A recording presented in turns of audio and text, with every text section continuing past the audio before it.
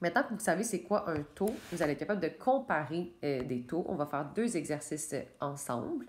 Donc, si tu souhaites comparer des taux, il y a 2 techniques différentes. Premièrement, tu dois convertir les quantités dans la même unité. Ça, tu t'en sors pas, ça va toujours être ta première étape.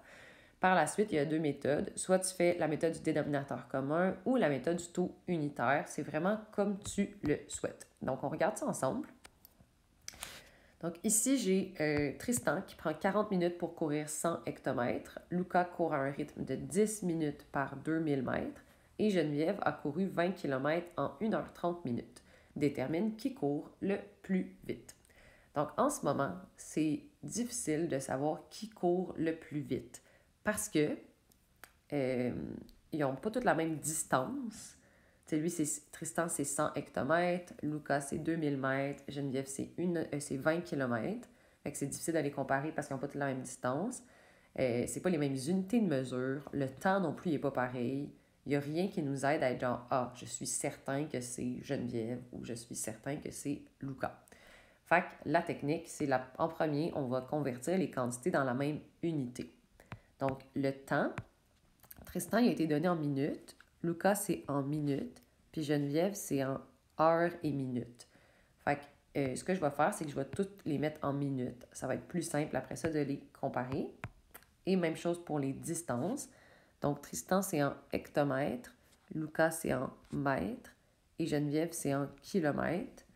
On pourrait les mettre tout en millimètres, tout en centimètres, tout en décimètres, tout en ce que tu veux. Pour avoir les plus petits nombres possibles, je pense que je les mettrais en kilomètres. Parce que ça va donner 10 kilomètres. Puis ça va donner 2 kilomètres. Fait que je trouve que ça fait des beaux nombres ronds. Mais sachez que si vous auriez toutes voulu les mettre en mètres, ça aurait marché. Ça peut vous aider de commencer par écrire les informations sous la forme d'un taux. Donc, Tristan, j'ai mis que c'est 40 minutes pour faire 100 hectomètres. Lucas, c'est 10 minutes pour faire 2000 mètres.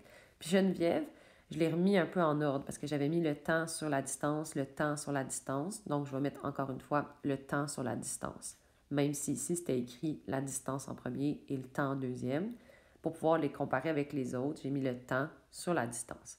Maintenant, comme je l'ai dit tout à l'heure, je vais aller mettre le temps en minutes et toutes les distances en kilomètres. 1h30 minutes, ben 1 heure c'est 60 minutes plus 30 minutes, donc ça me fait 90 minutes pour 20 km. OK, donc maintenant que ça c'est fait, il y a des élèves pour qui maintenant ça commence à être plus clair, lequel va plus vite.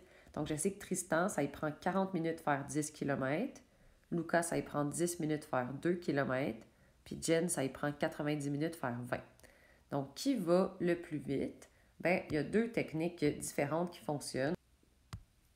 Les 2 techniques, c'est la technique du dénominateur commun et la technique du taux unitaire. La technique du taux unitaire, c'est d'aller faire le taux unitaire de Tristan, Lucas et Jen pour pouvoir les comparer. Donc, ce qu'on va aller faire, c'est qu'on va aller voir combien de temps ça prend pour 1 km pour chaque personne, puis on va les comparer. L'autre technique qui aurait fonctionné aussi, c'est de trouver un dénominateur commun. Donc, par exemple, de tous les comparer pour 10 km, ou de tous les comparer pour 20 km, ou de tous les comparer pour 2 km. Donc, je vais commencer par taux unitaire, parce que le dénominateur commun n'est pas toujours aussi facile à trouver qu'en ce moment. Donc, si je fais le taux unitaire de Tristan, je sais qu'il parcourt 40 minutes pour 10 km. Si je le veux avoir pour un seul kilomètre, je dois diviser par 10 au dénominateur. Donc, je dois diviser par 10 au numérateur. Donc, ça veut dire qu'il parcourt 4 minutes. Bien, ça lui prend 4 minutes faire 1 km. Pour Lucas, si je fais son taux unitaire, elle, ça lui prend 10 minutes en faire 2. Donc, si je veux juste un seul kilomètre, je dois diviser par 2 en bas. Donc, je divise par 2 en haut. Donc, ça me fait 5 minutes par kilomètre. Pour Geneviève, je dois diviser par 20 en haut et diviser par 20 en bas. Donc, ça me fait 4,5 minutes par kilomètre. Donc, si on demande qui court le plus vite, bien, la personne qui court le plus vite, c'est Tristan, parce que c'est celui qui fait son kilomètre en le moins de temps possible. Donc, je vais aller écrire la réponse. Donc, c'est Tristan, parce que 4 minutes, ben, c'est plus petit que 4,5 minutes et c'est plus petit que 5 minutes. Maintenant, je vous montre rapidement la technique du dénominateur commun. Donc, je pense que le dénominateur commun qui est le plus facile là-dedans, c'est 20. Donc, je vais aller tout comparer pour 20 km. Donc, ici, j'obtiens que Tristan, ça lui prend 80 minutes faire 20 km parce que j'ai fait x2 à son temps et à sa distance. Pour Luca, j'ai fait x10 à son temps et à sa distance. Donc, ça me fait 100 minutes pour 20 km. Puis pour Jen, j'avais rien à faire. Ça ne change pas ma réponse. Ma réponse, ça va être quand même être Tristan. Parce que Tristan, ça lui prend 80 minutes. Puis 80 minutes, c'est plus petit que 90 et c'est plus petit que 100. Donc, à vous de décider la technique que vous aimez mieux entre la technique du dénominateur commun, comme je viens de faire, et le taux unitaire. Mais le taux unitaire, comme vous le comprenez, c'est un peu un dénominateur commun. C'est juste que c'est de décider que le dénominateur, ça va être de 1. Je fais un dernier problème, j'y vais plus rapidement. Donc, Marcus aimerait la limonade la moins sucrée. On a 3 recettes à comparer. La raison pour laquelle c'est difficile de choisir en ce moment, c'est parce que les quantités de sucre ne sont pas les mêmes dans les 3 recettes, puis les quantités d'eau non plus. Fait que même si ici, vous êtes genre, il n'y a pas beaucoup de sucre parce que c'est en décigrammes, il n'y a pas beaucoup d'eau non plus. Fait que ça veut peut-être dire que c'est plus sucré que l'autre. Fait que c'est pour ça que c'est difficile à comparer. Premièrement, je vais aller inscrire chacune des informations sur la forme d'un taux. Maintenant, pour mieux pouvoir comparer, je vais mettre l'eau sous la même unité de mesure, puis le sucre aussi sous la même unité. Je vous rappelle que vous pourriez prendre n'importe quelle unité qui vous tente.